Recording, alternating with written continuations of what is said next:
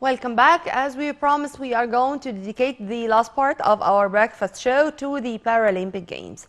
The Paralympic Games, Tokyo 2020, are going to start on Tuesday in less than 48 hours from now, and there is a big delegation which is going to compete representing Egypt in many of the sports there. To shed more light on this, we are very much delighted to have with us via phone Mr. Hazem Askandarani, our sports analyst. A very good morning to you, sir. Very good morning.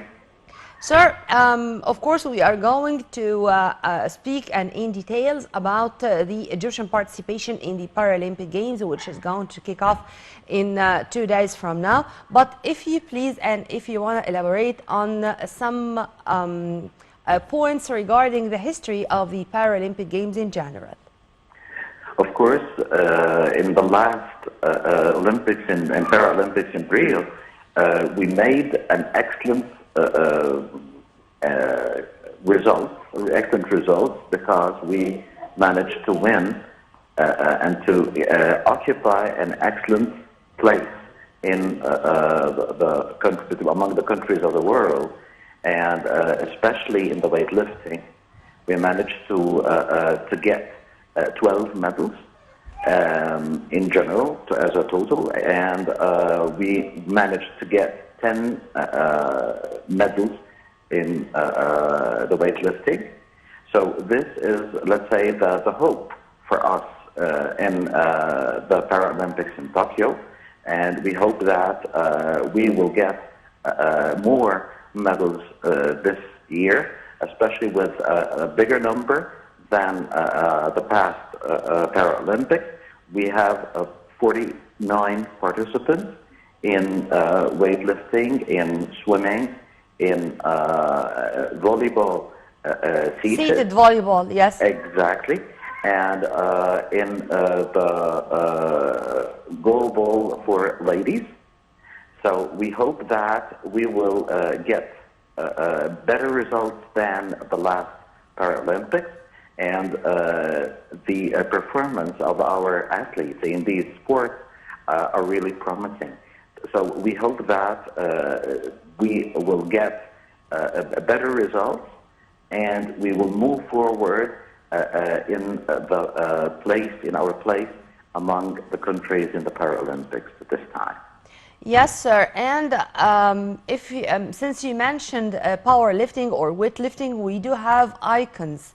And we cannot skip speaking about those who were chosen to carry the Egyptian flag in the opening ceremony of the Paralympic Games, Fatma Omar and Sharif Othman. And those two in specific, they are legends. Fatma, as she was participating since Sydney, and Sharif Omar with breaking records, whether in the Paralympic Games or the world competitions. If you want to elaborate on those two names, sir. Of course, when we look at the big names who are always present in the big competitions, like the World Championship or the Paralympics, we see Fatma Omar, who is a very big name.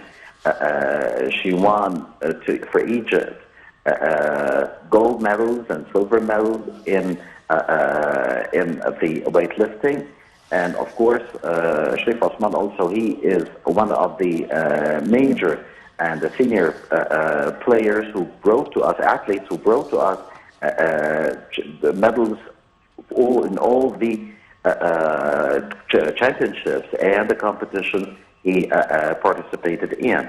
Mm-hmm. And also we have the hope actually to win more and more in the weightlifting and in the other sports. So when we look at the support and the sponsor that is made by the government, represented of course by the Minister of Sports and Youth, and how he was there yesterday for them to make the farewell, and he hoped for them, he wished for them all the best so that they get for Egypt more medals. I think that this support and the sponsorship from the side of the state and the government, and of course by our president, and how he received our athletes who won in the Olympic Games that finished a few days ago. So we see that this will give them a big push for and to encourage them to win and to bring for Egypt more medals, especially in gold medals, so that the rank of Egypt in the whole world will go up in among the countries in the Paralympics. Our seated volleyball team made history last time in Rio de Janeiro, and we hope that they are going to continue with the same streak of victories.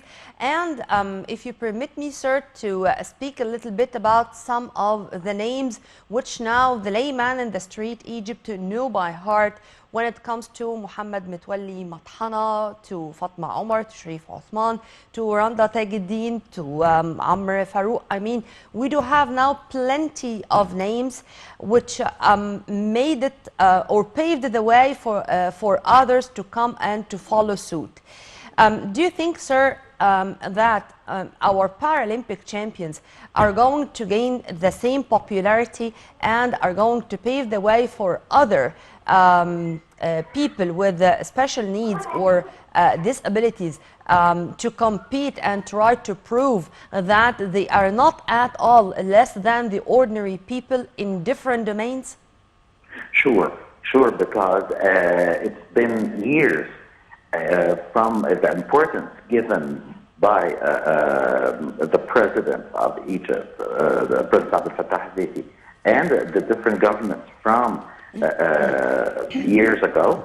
We see that this gives them a push. Before, the work was made, actually it was an individual work. But today, with the support of the government and the president, they started to see our champions, they started to feel that they are helped, they are understood and heard when they have a problem, when they face some difficulties in their preparations to represent Egypt in the Paralympics.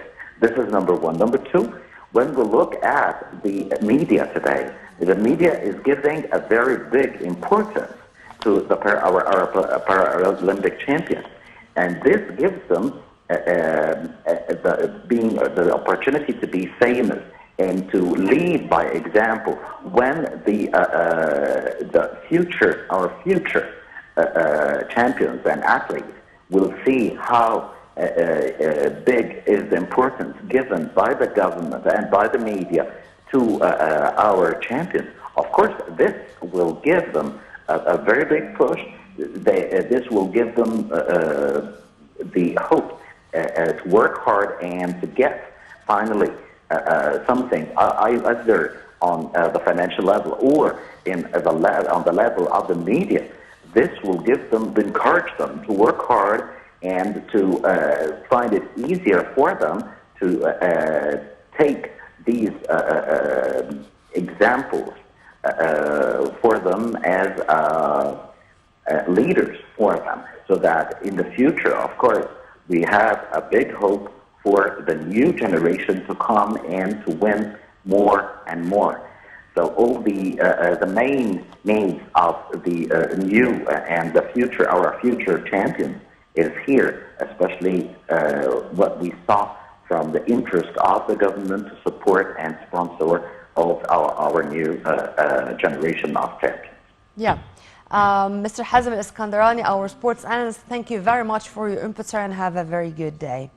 Well, in this edition of the Paralympic Games, around 4,400 competitors from nearly 160 countries and territories will be in Japan for the Paralympic Games with 12,000 staff. And Tokyo is going to be the only city ever to host two Paralympic Games. The first one, it was in 1964. And by the way, the very first Paralympic Games, it took place in 1946, and it was in Stoke Mandeville Games. It was in this city. And the idea itself came by Sir Ludwig Gottman, who was the surgeon or the doctor responsible for the spinal injuries unit in this city. And he thought that this is going to be such a push for the patients and their families to raise the psychological spirit that they can compete, they can share. So it was only 16 male and 14 female athletes on wheelchairs. And it started that way, but it continued to grow bigger and bigger and to continue to reach what we have nowadays. As I said, 4,400 athletes coming from 160 countries are going to gather in Japan, in Tokyo, to compete in 22 games. And you are going to find people who are challenging even themselves to break record and to chase medals. This is what's happening with our athletes, particularly with the powerlifting or weightlifting. Sharif Othman, for example, was the one to break records, whether in the Olympic Games or in the Paralympic Games, or in the world competitions.